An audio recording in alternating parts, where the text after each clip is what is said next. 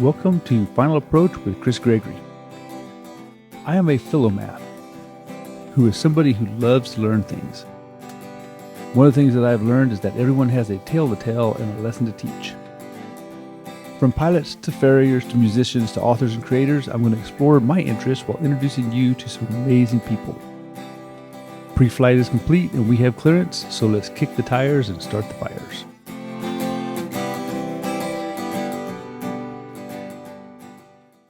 It was by lucky accident that I got to meet Jonathan Fields.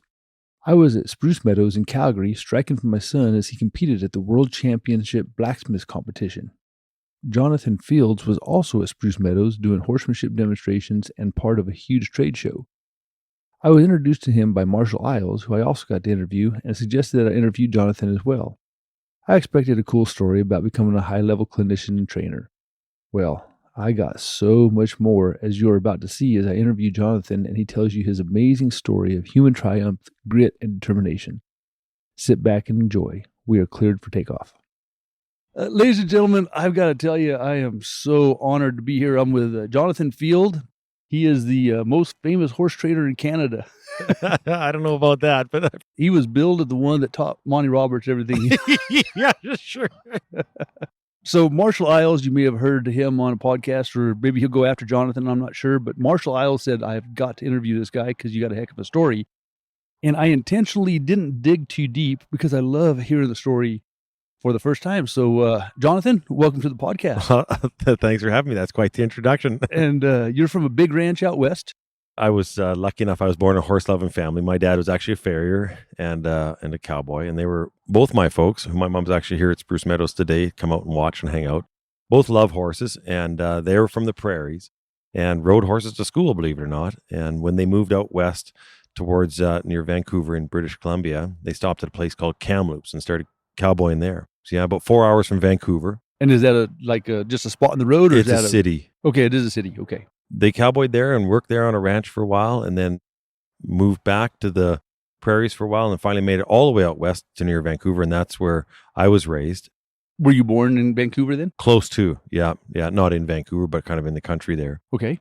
But the ranching experience came because my folks went on this ride, 3-day pack trip from a place called Princeton over to a ranch called the Colchana Ranch. And the Colchana Ranch is one of the big ranches in Canada, a beautiful place. And they met the owners there, and the manager said, boy, you guys ever want to come back and go to a branding or come and ride on the ranch? We'd love to have you, because they both could ride and passionate about horses, and my dad could shoe horses and stuff. So they ended up developing a relationship with that family. Was your dad shoeing for a living at the time? At that time he was, and he was working in a thoroughbred stock farm in Clearbrook. Okay. And then shoeing horses on the side. And then so the work of the thoroughbred farm was not shoeing. It was not shoeing. No, it was, getting on young horses and doing those kinds of things. And what year was this, sir? This would be, I think it was early 70s. Okay. You look quite a bit younger than me. So how old are you? 46. 46. So I'm about 10 years older than you. We did go to different schools together, just not at the same time. Yeah, that's right. Exactly. Okay. So that's how the ranching experience. I quit school at 15. I was introduced to that ranch and I just fell in love with it. Riding out there with the cowboys in the morning, being in the cow camp. Seeing the horses and the dogs and the cows and the cowboys and the smells in the air. And my mom was a passionate dressage rider. And so she had me in an English saddle when I first started. But when I seen those cowboys, that was it for me. So I wanted to leave school. I begged them to let me out of school down in near Vancouver. And they went with it. They did. I mean, it was a lot of persistence on my part. I'm like, I'm missing the fall gather. I'm missing the spring turnout, all the good times, you guys. And so I started on there, and I was just seasonally there. I still had to go back home and do homeschool and stuff. But okay, so you did go ahead and finish up school. Grade 9. Grade 9. All right. Yeah. And you weren't Amish. No, I wasn't. Well, I beat my dad. He was grade 5. So I ended up grade. Oh. Yeah. So I think it was, now I'm hoping my boys go all the way. So you're very articulate. Are you a reader? I do a lot of reading. Lately I haven't, but I'm listening to a lot of books right now. I had all the school books and I got really passionate. I did a lot of studying because I didn't finish. Grade 9 was it for me, but I just was loaded up with books and libraries of books. So I did a lot of reading. Lately, I'm not reading as much. I'm more listening to books just with the travel. There's just no time to read. Life, yeah. But yeah, I did a lot of reading. It was something that I was interested in, history mostly. Okay. I heard that you had an injury. Yeah. So my dad went from the Clearbrook Stock Farm and Farrier work, and he got a job on a water well drilling company. So he ended up over long term, he ended up building his own drilling company, drilling Okay. water wells for people in BC, British Columbia. Did he have to travel far to do that? He did lots of travel around British Columbia, and he worked really hard and built up this company called Field Drilling. So Okay. I was at the ranch seasonally from the time I was 14 to 18.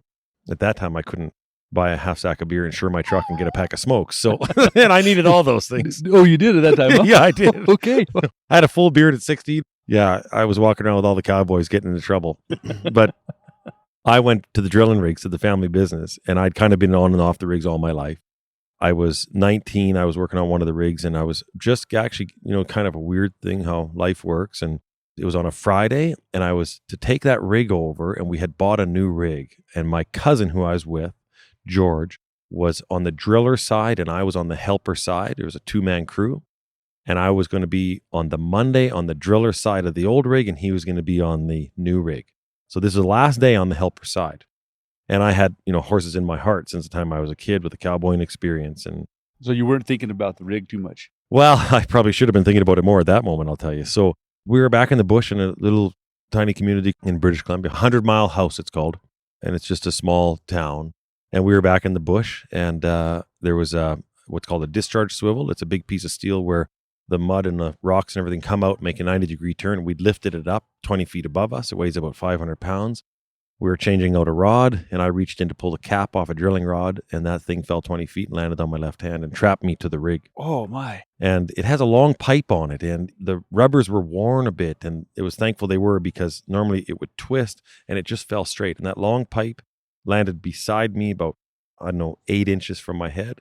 Whoa. And the rest of the thing landed on my left hand and trapped me to the rig. And had that pipe turned in the swivel of the rubbers, You would not be telling the I story. would not be telling the story. Okay, so is your hand crushed like between two anvils? Is that the scenario, or is it? No, it's got a bit of mix of both. It's a circular thing. So I'm reaching in to grab a rod, which is a 4-inch circle, and then there's an 8-inch circle around that. And Okay. I reached in, so it was caught between the top of that rod and that 8-inch ring in the casing. Now I'm looking at your left hand, and it doesn't seem disformed, and you have all the fingers on it. I have the hand, and I have the thumb, and all the fingers, and I have good color. And the hand was cut off, all but a half an inch of skin through my wrist.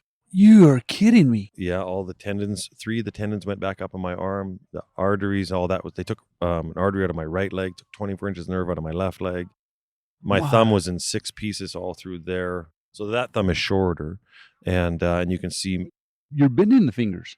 That's just a miracle, huh? it's a miracle. It was in 96, and it was just where microsurgery was coming in. And so we got this thing off. My cousin George had to get a chain, idle the rig up, get this thing off my hand. So 5 minutes, 8 minutes, 10? No, probably less than a minute. Like, I mean, Oh, just okay, yeah, okay, all right. he's fast. And then we had to get to town. And the problem was I didn't turn the blood. We didn't have safety things going on like now. Well, in the Heartland, we say safety third. This wasn't there. So I didn't turn the blood off, Oh, so you're just draining. just pumping out.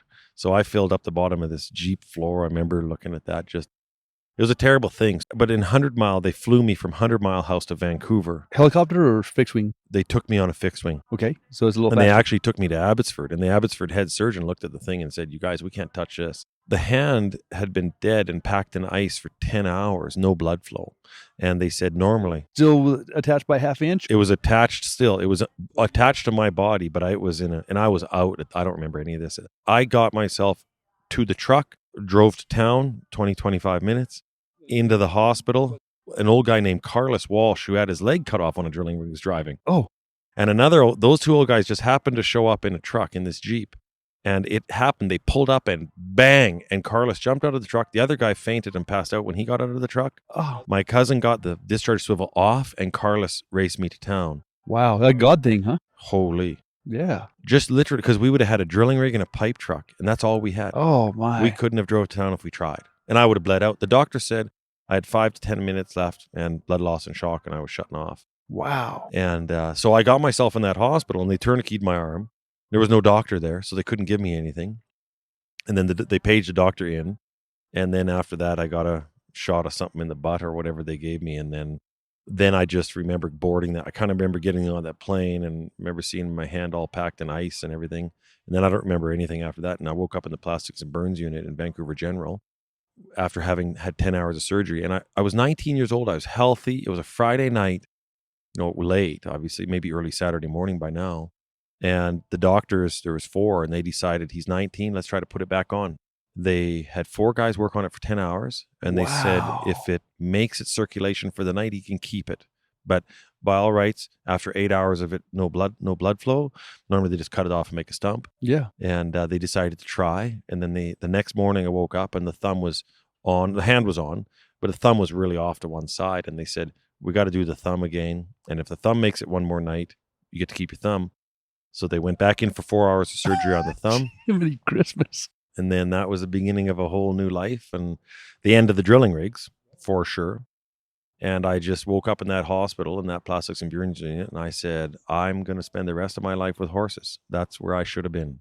I wish I could have not gone to the drilling rigs. Right. So that's what happened to me. I decided to, and that's why I'm here today. So is there anything you can't do? The amazing part is I'm missing the 2 nerves. There's 3 nerves in your hand, a radial, an ulnar, and a median nerve, I believe it's called. Well, the one that comes in through your pinky right through here is the ulnar, is the only nerve I have. Okay. They took the other one out of my leg and they tried to fill that in to get my fingers to have some feeling. So they have a bit of a tingle. They put 24 inches of nerve. They lap it back and forth in my wrist, and it grew to the end of my fingers, but it's not normal feeling. Like my hand is quite cold right now. Like Okay. if you feel that hand, just versus then feel the fingers on that hand. Like that's warm there, but feel there. Oh, wow. Okay. It's quite cold. So those fingers will be quite cold, but they have a bit of feeling. Like I can know they're getting burned, or I would know. But the pinky finger is the one that has normal feeling and circulation. And that's right where the reins go. Oh. So that's the So only you still finger. ride left-handed? Well, I ride both hands, left hand, right hand. But I have that feeling in that pinky finger when I'm on a lead rope or...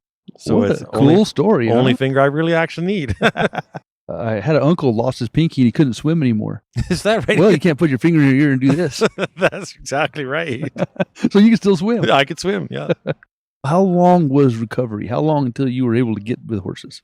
The thing with the recovery is there's always 2 parts to that. There's Okay. a physical part and there's a mental part. All right. We'll talk about both. The physical part was quicker. And the physical part took a long time with the physio, multiple surgeries for the nerve, to doing the nerve thing and taking the nerves out of the leg.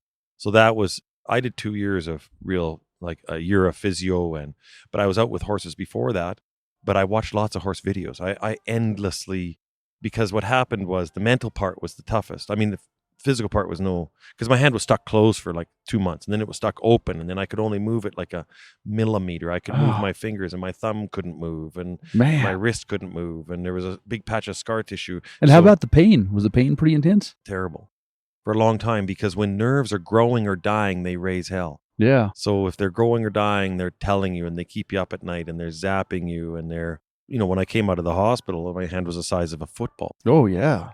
My wrist was. So that was the acute kind of trauma right close to it. But then the physio, trying to break up those tissues and stretch things. And after I was done a year of physio, they tried to have me stop, and I was at about 55 to 60% what they rated my hand as. And I said, I can't stop. Now they said, well, you've done a year, you've plateaued. So I said, we had workers' compensation was paying for that. And they said, well, we're cutting you off. And I said, my family, my folks said, well, we'll just keep, if you want to keep going, we'll keep paying, because I wanted to get more. I talked to my physio. I said, we're still improving. We should keep trying.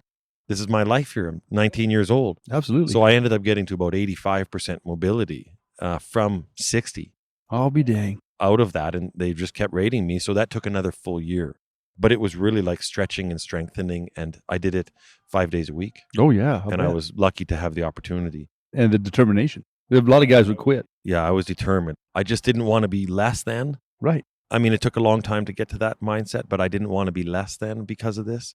So I thought, if I study, if I learn horses, or if I learn about life, if I learn about myself, if I make my hands stronger, my rest of my body stronger, my mind stronger, then I can maybe have this be something that, as a result of this, my life is better than being, as a result of this, my life is less than. Okay. Now, do you talk about this with your horsemanship clinics? Is it part of your story whenever you're out there on the horse? Early on, maybe more. A lot of times, not now. I mean, some people will know this story, but it doesn't come up very often anymore. Maybe it did early on. I don't feel like it defines my story anymore. It was a leverage to say, I'm going to pursue my passion. I don't know how much longer I have left. The mental part of this trauma or that injury was watching yourself bleed out and watching yourself be trapped to that. Was it 10 seconds or 40 seconds or 1 minute?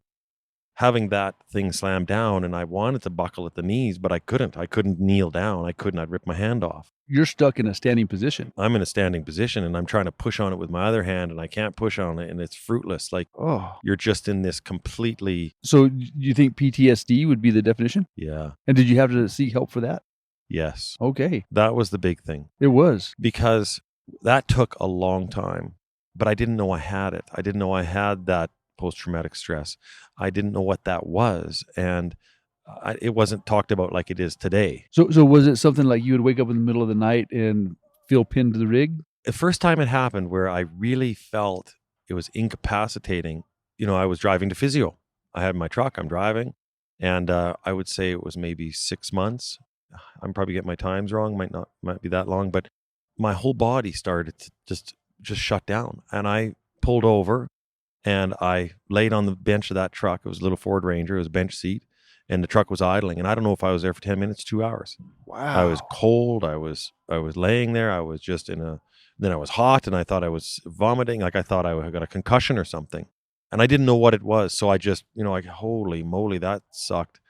And I carried on and I tried. But then I got, started to get more depressed and started to get more anxious. And then I attributed the anxiety to because I was a driven person. I left school early. I was 19 years old. I was going to take over a major drilling rig and start drilling people's water wells and finding water, little seams of water in the ground. I mean, I had a lot of education. I could work on a cowboy crew and doctor cows and bulls and whatever, start horses. So I had a lot that I could do. And when all of that goes away, there's an anxiety about what will the future hold and how will my life look? So I attributed it to the loss of what I had. And sure. where am I going to go? And like, I couldn't pick a key. I couldn't feel, my hand had no nerve in it at that time. So, I mean, I would get an itch in my finger and I couldn't itch it. It was phantom, itches or whatever they call that. It took a while and I finally got a counselor and a clinical counselor. And I spent 2 years with her and studying and learning about your mind. Had you told me that your mind could take your body over like that, I would have said, well, that's because that's the weak ones. Right. You just got to pull your... Yeah. So I'm not afflicted with that. Right. That wouldn't happen to me. I'm 19. When it does that to you and it makes you have, and then it would be nighttime flashbacks of the actual rig or stupid stuff, like stuff that wasn't even about the rig or about the future. Your body would just start to... How long did it take you to decide to find her? Mom got me on her right away. Oh, wonderful. So there was, that after a couple of those instances. So your mom was pretty smart. My mom was on there. She's like, listen, this is... Well, that's cool. Yeah, she was there. And my wife, of course, wasn't my wife at the time. She was my girlfriend. Okay. My wife today. And so we got together. I was, 17 years old. So Angie was through all that. Oh, okay. Well, that's kind of neat. Angie was right there with me and we lived together. So I'd wake up in the night. And so she knew something was wrong too. Not right with me there on the mind part. Well, how amazing to have the wife that knew you then, huh? Yeah. Oh, yeah. So you've been married how long now, sir? We got married a month after the towers went down, so in 2001. So, yeah, we got together when I was 17, so I'll be 20-something years. What a great legacy for your kids, too. Yeah. No, Angie's been there for all through there.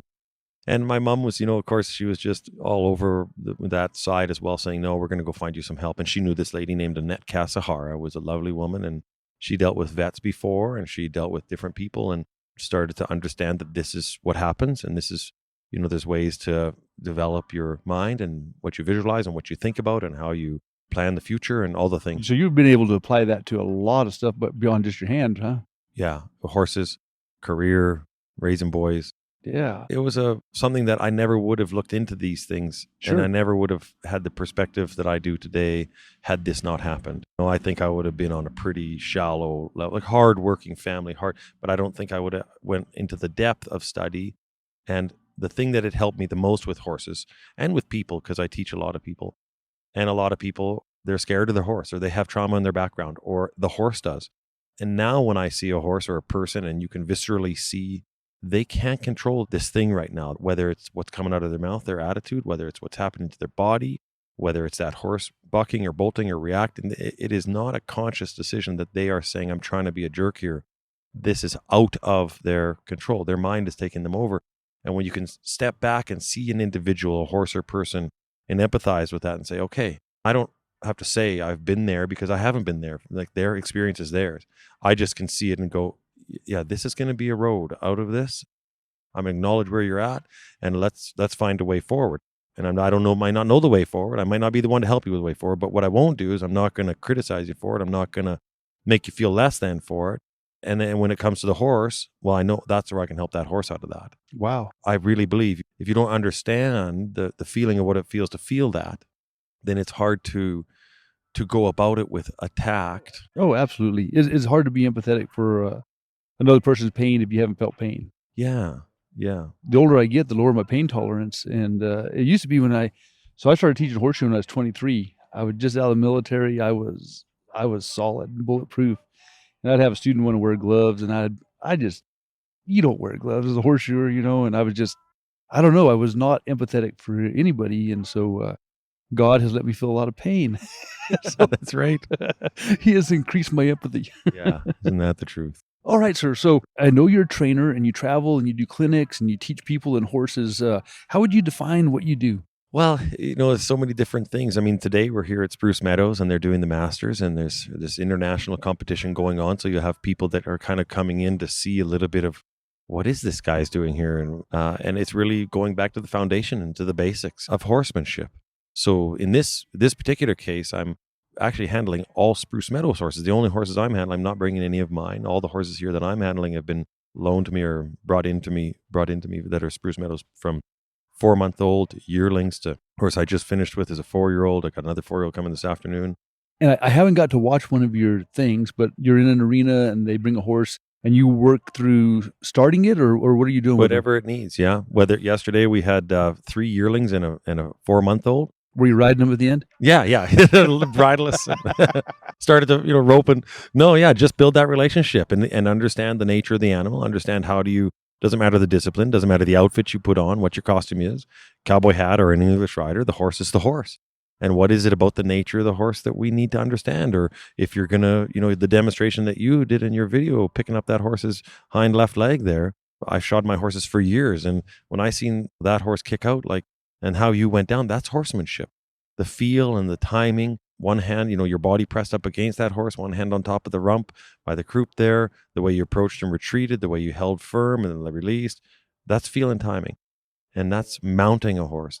You get a person that's not familiar with horsemanship, they transfer so much to the horse non-verbally, even holding the lead rope. I can have a bad horse and someone's holding it, and I just hand the lead rope to my wife, and all of a sudden he's a good horse. That's right. So it's unbelievable how that non-verbal transference works, huh? Yeah. So that's what we're trying to teach people. And that's why I say it doesn't matter what outfit you have on. And, how do you teach that? Yeah. Well, I think there's different layers. I think the first layer is conceptually, do you get the idea that just what you said, our intention, our attitude, our feel and timing can transfer into the horse, and the horse will react to that. It's not just a good horse or a bad horse.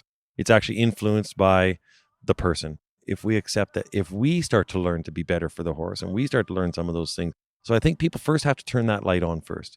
I could actually learn some things to learn how to be better for a horse, and a horse will respond better if I learn that. Okay. And because if people are close to that, it doesn't matter what you say after that. If they just want to blame the horse, bad horse, get another one, well, they're just going to run probably a bunch of those. It'll take a while till they find one that's broke enough. Yeah, right? To fit their... I want to be able to, there'd be 3 yearlings there. I want to be able to handle all 3. Sure. Now, all 3 are different. One I could barely touch yesterday. One was dull. One was in the middle. So as a horseman, I didn't want to be able to adapt. So I think the first thing is get people that are they thirsty for it. And lots of times they get thirsty for knowledge when they've, had a problem. They've had something go wrong. Same with horseshoeing. A lot of people will have a pretty low level horseshoer until they have a problem. And then all of a sudden they realize just how important that knowledge base and experience is. That's right. And if they're trying to pursue something, they want that horse to have longevity, the balance of that hoof, the balance of the way that capsule fits there, all of that, the way that works, and the biomechanics of that horse, how they'll perform, whether their back is sore, all those things, as you well know, are the foundation. Same for us. My knee hurts, my feet hurt, and I cannot run near like I could 20 years ago. Yeah, that's exactly right. Do you do clinics for a living? Yeah.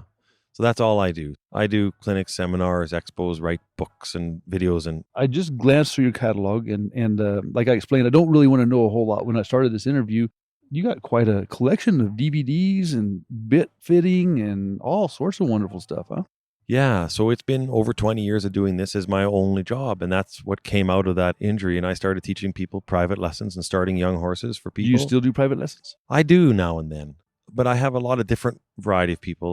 There's some people here today that are top dressage riders. There's one lady here, and I actually coach her on a regular basis, help her with her horses. And so She's already a horsewoman. she's an amazing horsewoman. She's a talented rider. But then there's other riders that come into the group clinics, and we do lots of group clinics. And then I do horsemanship camps. So I leave here Sunday night after the presentation in the International Ring, and I drive starting back to the ranch. Now we're actually living in Kamloops, where my parents first started. Nice. So we live in the town where my parents first came out. So we live there, and it's ranch country. So we have a ranch there. Is it mountain ranch country or? Very much mountain. So beautiful stuff, huh? Lots of bears and lots of all that stuff. All the cattle and elk and moose come through the yard. Oh, Beautiful very ranch cool. country. And so you have camps at that Kamloops. So we have camps there. We do them in Merritt and near the other ranch. So we're going to move them to the Kamloops place very soon. But their horsemanship camps are 5 days. I leave here Sunday and I'll start them on Tuesday. Oh my! There's 20 people coming, and we go into 3 weeks, 5 days, 2 days on, 5 days, 2 days on, and we do that for 3 weeks. And then I actually go back out. Some are there for 1 week with a 5-day camp, or some are there for 3 weeks. Okay. And they'll bring their horse. And sometimes we lease a horse, but they come and have an experience on the ranch. And I teach 5 courses. So course 1 through 5. I only teach course 2 and beyond. I teach the clinics as course 1, or people can learn through my home study program, which is really the foundational. Even if someone even this dressage rider, she went to course 1. She's a very accomplished rider. She's been in the Pan Am Games. She's won medals and stuff like this. But she came into that because it's a different program you're starting out in of knowledge. And did you develop all this? I developed the program, but I didn't develop the horsemanship. I mean, the horsemanship is so old, it's new again. Right, so right, it's, right. all of the mentors that I studied with. But what I've made is an outline, a foundational outline that would apply to English Western recreational riders. I always look at it like this is the block of knowledge that you would want to train people to have and horses to have to say, go here to Spruce Meadows, or it's the things. So when I made my first main set of DVDs home study program, and I outlined this program, I taught the first 3 courses. I worked on this for many years, outlined it and taught it, and figured out how am I going to keep ground skills that relate to riding skills? What's this for? And I thought, I want to be able to give this to someone that's, going to go to, the foundation to a high level of horsemanship, say Olympic level if they wanted. This is where I would start the horses. So I would train the rider.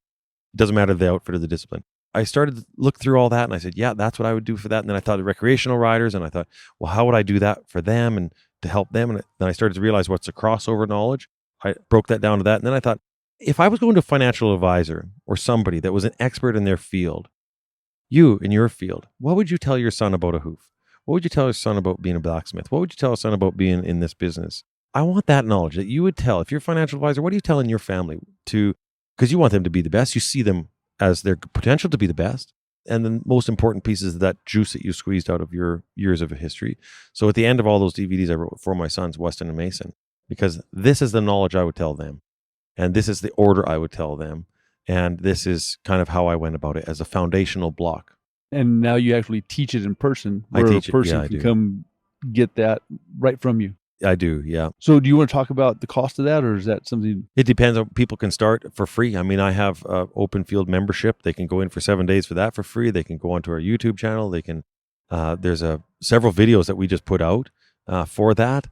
People can, get my book for $40 or $30, The Art of Liberty Training, which talks about the philosophy and the foundation and why I'll train at Liberty. It's cool to impress the neighbors and all that, but it's not for circus. It's for the foundational connection with a horse. And if you can do this when you take all the ropes off, you have the truth.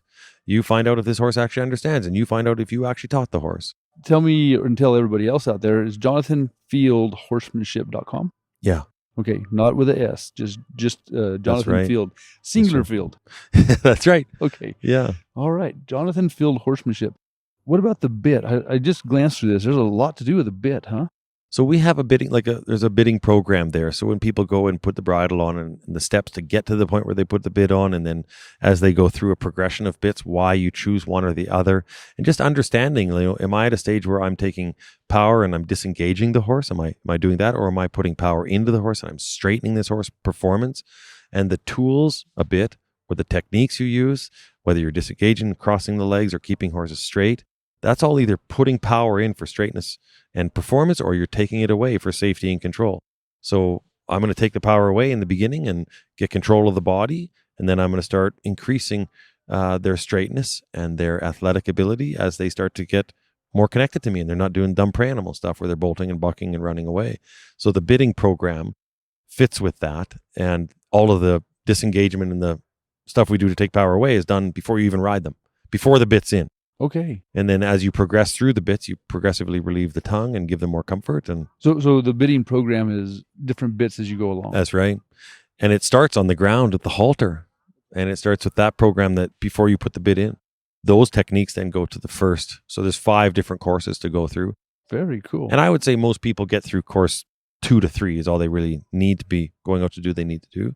But if they really want to kind of open the hood and take it on as a real passion, they can go to course 5. So if somebody wants to go be a trainer or something. Yeah, exactly. Do you ever train outside horses? Well, I've got this, I used to do tons. Right. But I've got this Spruce Meadows horse with me right now. He's lived with me for the last 2 months. Okay. I've got 6 weeks with him. So they they invited me to go into the International Ring on Sunday and do a 20-minute presentation on horsemanship. So 2 months ago, they said, would you like to do that? And I said, well, okay. And I anticipated I would bring one of my horses. Right. And they said, well, of course, with the Spruce Meadows horse. And I said, okay. And so I said, can I meet the horse and all that? And they brought the horse out. And I said, it'd be really great if I could hook this horse to my bumper right now and go home and build a relationship so I can actually show you, what I would do if I had this horse. And so I've got that horse here. His name is Off We Go, or Bud. And I've had him. He's a beautiful. And I haven't seen it, but I understand it's just amazing what you can do with this guy. He just did a beautiful show about an hour ago, Yeah. clinic, and he's doing very well. So, have you had any bad horse wrecks? Have you been hospitalized, getting bucked off or kicked or any of that? no, I don't know. I haven't been long-term hospitalized or anything like that. But yeah, I fractured my wrist last year. Right wrist? The right wrist, yeah, Oh, man. thankfully. Thankfully? Yeah. I don't want to touch the left wrist. I want to keep the left wrist. It's got enough problems. But no, all of us have our fair share of, if we're going to be around the game, especially starting horses and dealing with these challenging horses. But I've been, knock on wood, pretty lucky. Okay. We are sitting outside in this beautiful, picturesque place, and it's green lawn and light breeze, but there's also a little bit of outdoor stuff. So That's right. Yeah, they're jumping big jumps just over the hill here, and it's a pretty cool environment. it is an amazing place. Amazing place. Married to Angie since right after 9/11. Have 2 boys. Yeah, we have 2 boys. Yeah. And how old are they? So one's 17, one's 14, and one of them's with me here today. You met Mason, Yep. and the other one is Weston, and he's he loves riding, and we go cowboying and chasing cows just last week even. But his main thing is hockey right now. He's kind of in the throes of a bunch of major tryouts for a junior hockey program. So he's Is he pretty good? well, he's good, but there's a lot of good out there in hockey, and it's really competitive here. And Did you play hockey when you were young? I did not. No, I rode horses. I was at the ranch. That was it, huh? That was it. I learned to skate a couple years ago, Oh. and I broke my ribs skating. So I was skating one night with a bunch of music guys, and they had their own private hockey arena, and I was out there, and I was about 2 weeks out of a demo, a pretty major event here for me, and a few thousand people were going to come watch, and I was playing hockey in the middle of the night, and Were you sober?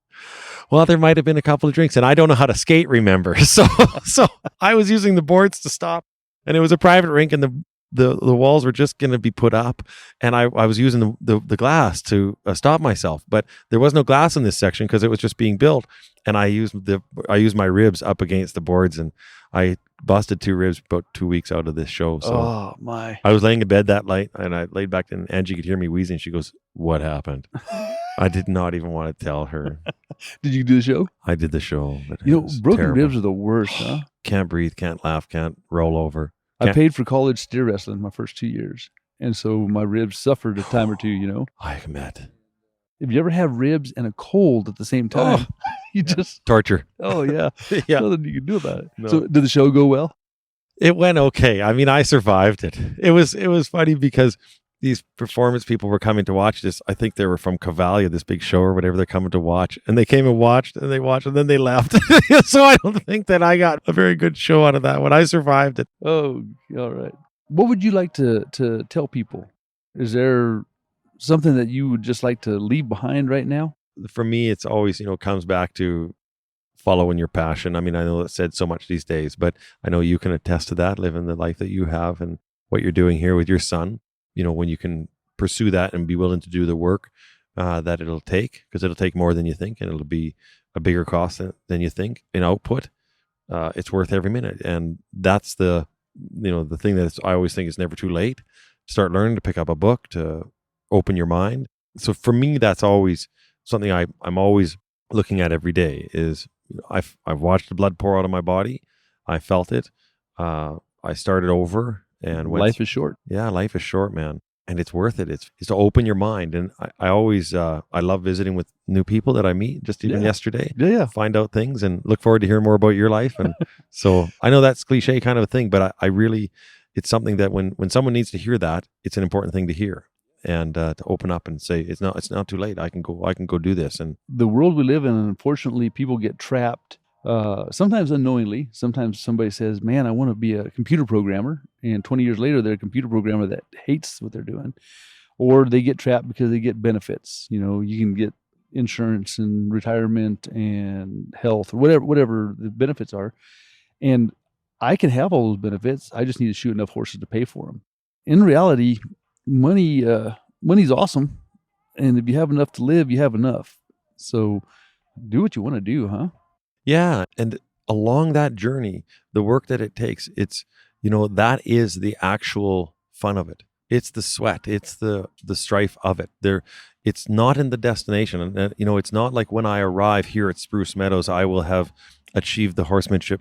It's all the last 6 weeks with Bud. It's like I knew, and it took me a long time to recognize. I lived always so many years with when I get to there, and when I'm with Bud and I'm toiling out there at night and I'm trying to get him sorted and get him connected to me, I'm in the middle of it now. I'm right. Yes, I'm in the middle of it. Yes, I'm in the stress of it, or yes, I'm in the travel it. And is he going to trailer out okay? And how will he do when there's all these thousands of people or whatever on Sunday? That is anxiety that I don't need to deal with right now. I'm going to be in the middle of this, and I'm kind of... So I've been a very goal-oriented person, and I will choose a goal, I'll achieve it, and I will think before I get there, like, man, once I do X, once I become a journeyman, I'll have arrived. I will know everything I need to know. And then the day after you're journeyman, you're like, now what? And so you are so correct on that. It is a journey, and if your journey's longer, that's almost a bonus. Yeah, because you're on this worthy pursuit. If you can find, and it doesn't have to mean you have to quit your job, or it can be something on the side. It can be, my dad loved horses, and so he was a farrier on the side and taught me how to shoe horses. And how did you like that? Shoeing horses? I love it. Oh, really? Okay. I love it. You still dabble in it? Oh yeah. Oh, okay. Oh, yeah. Well, that's very cool. It's sculpture, is what I always think of it like sculpture. It's live sculpture. Yes, we are artists in the living medium. Yeah. Yeah, absolutely. I love it. And I like looking at my horses, stride. But typically now, my farrier, who is so much better than me. Oh yeah? Who's your farrier? My farrier, and now it's a guy named Morgan. He does it just in Kamloops. He's literally down the road. And he's a passionate, but I had the fortune. Hank McEwen. Yes, sir. And Hank McEwen lived on our ranch for 8 years. Yep. So those of you that don't know, and I know a lot of the old timers like me will remember Hank. He taught at Kwantlen and was one of I think Bob Marshall started that school and Hank was the next teacher. And so he was a historic member of our trade. And what, about 5 years he's been gone? Yeah, I think it's close to 5. Yeah. Yeah. But he used to go to Calgary every year, and man, it was great. He's just a wealth of knowledge and a handy old man. And he loved horses. He loved horsemanship, and he loved to boss all you guys around and tell you all how it's done. When Hank moved from the Fraser Valley, where I was born, and then he moved up to a ranch that we have in Merritt. My dad and I bought a ranch called the James Creek Ranch. Okay. So Merritt's about an hour away from Kamloops, and that's where I do the camps. And we were looking for a caretaker. And all of a sudden my phone rings and it's Hank McCune on my phone.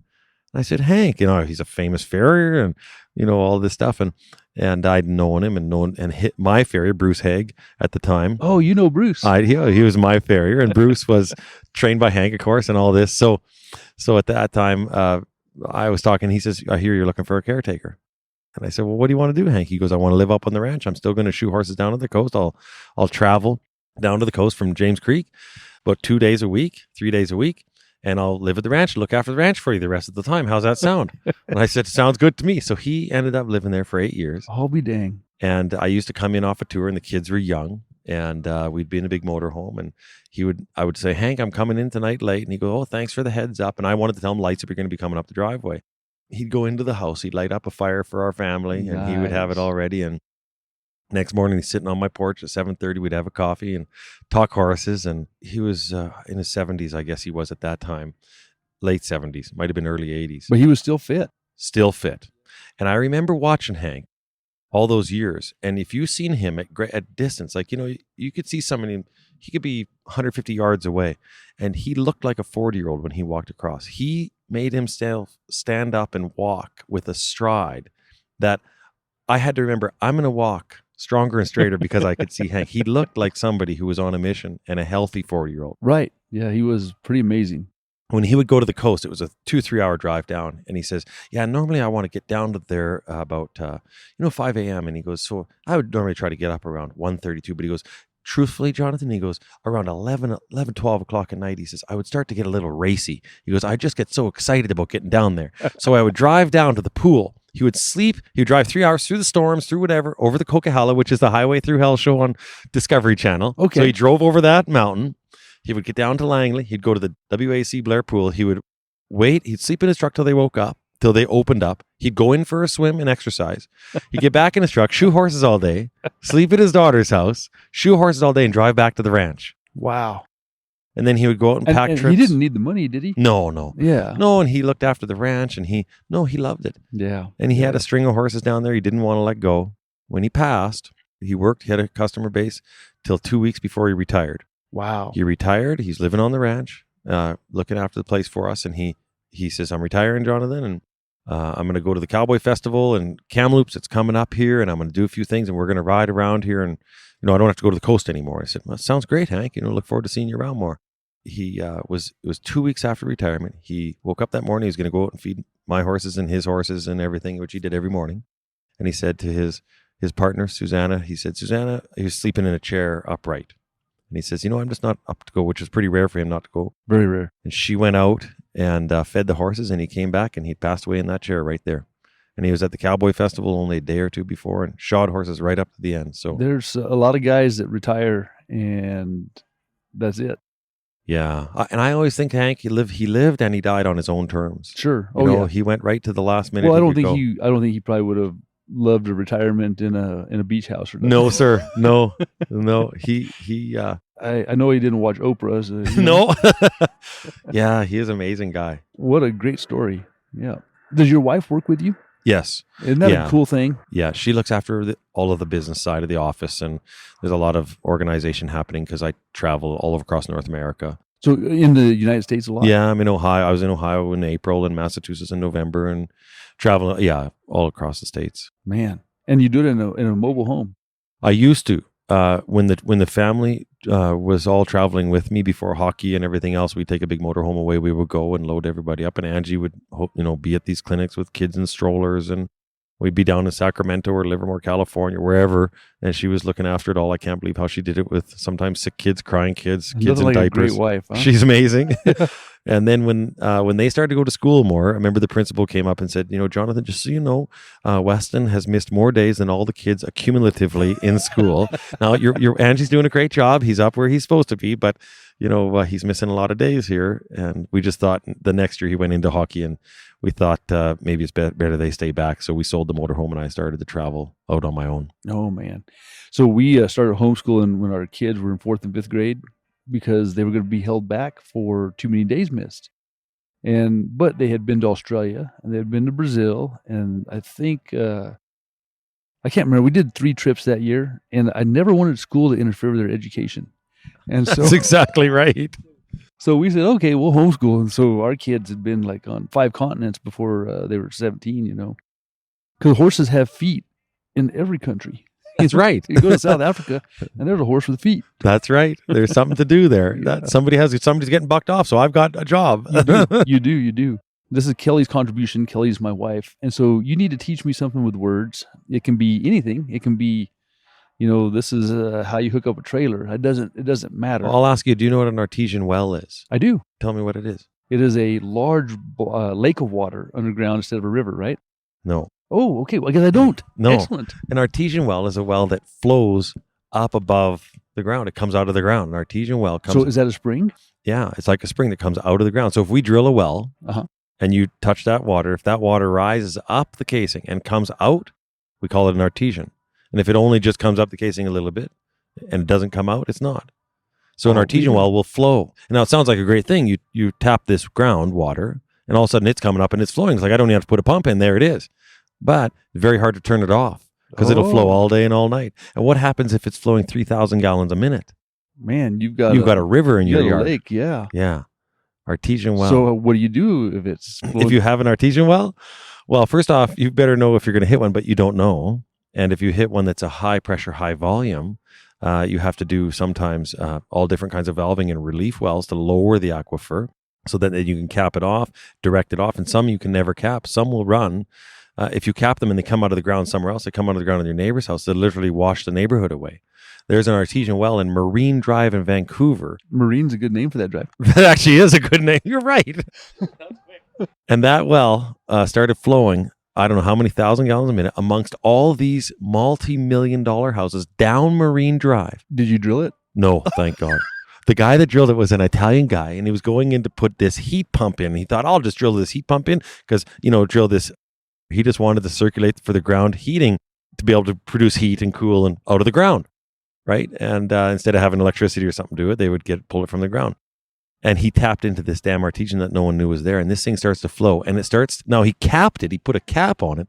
And it just came up around the casing. The dirt now is coming. So now you have a river coming literally down these fancy and the actual houses around it were starting to sink because it was taking so much sands and gravels out of the ground. Oh my goodness. It ended up taking them $12 million and about 6 relief wells to lower the water table to be able to fill that whole thing back in and put silt and cement or whatever, grout and bentonite. Oh my gosh. So an artesian well, my friend. Did those houses in that community survive it? It was lawsuits of all proportion. Oh my goodness. And that Italian guy, he got on a plane that night and left. He never came back. He's back in Italy. Huh? He's gone, man. It took them a couple of years. Well, that is one of the best things a guest has taught me. So what's under the ground is an aquifer. What you're talking about is a large body water or a small body water, which would be an aquifer. That's the water that's under the ground. Okay. But an artesian actually comes up above the level of the aquifer. So a spring that you find off the side of a mountain, is that if you were to drill, it would be an artesian there? Yeah, it depends if you could tap back where it was. It could just be coming just horizontally coming out. All right. So if for some way an artesian happened that you had a higher body of water a long ways away and then it went under the ground and it was held under the ground. Okay, so it's not always below it. No, the water's above it. That's why it's an artesian.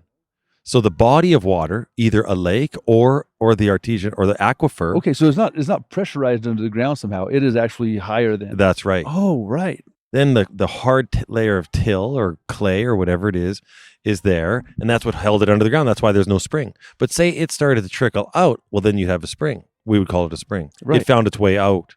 But if that layer was really hard or really clay and really sealed, and it couldn't find its way out until you tapped it with a well, then it's going to try to level forever until that other water source drains. Wow. And if the water is under high pressure, which means the aquifer or the lake or whatever it was up much higher, it has a high head pressure, it's called.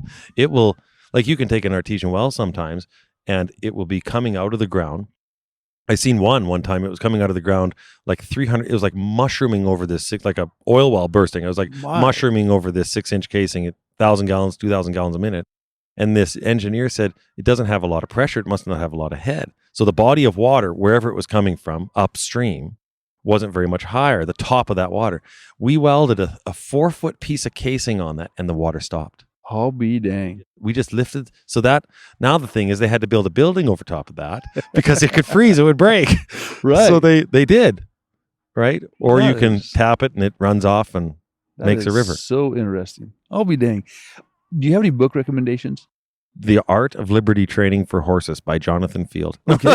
I'm Well, kidding. No, I'm going to get a copy. Yeah, no, there's lots. Would you have a novel?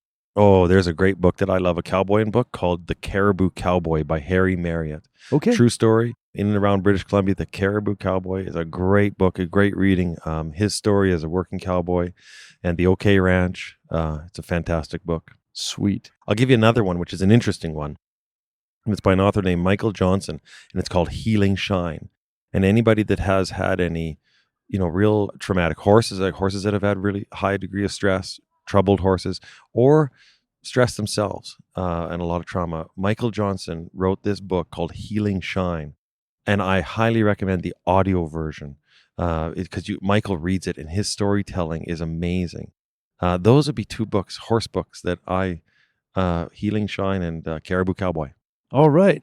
Well, sir, I can't thank you enough for taking your time out of a very busy week for you. And I hope my listenership really appreciates you being a guest. So, Real honor. Thank you. Thank you, my friend. Appreciate it.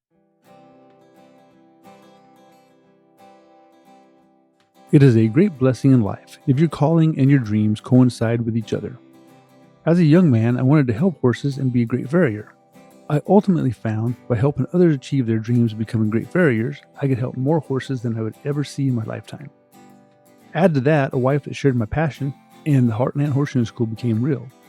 The Heartland is entering its 29th year, and we are so proud of those that have gone on from here to become leaders in the farrier industry. They will always be a part of the Heartland family. If your calling has to do with farriery, it will get the best start imaginable if you begin that journey by checking into Heartland Horseshoeing School. Find us on the web at heartlandhorseshoeing.com or give me a call at 417-682-8484. We're here to help you get there.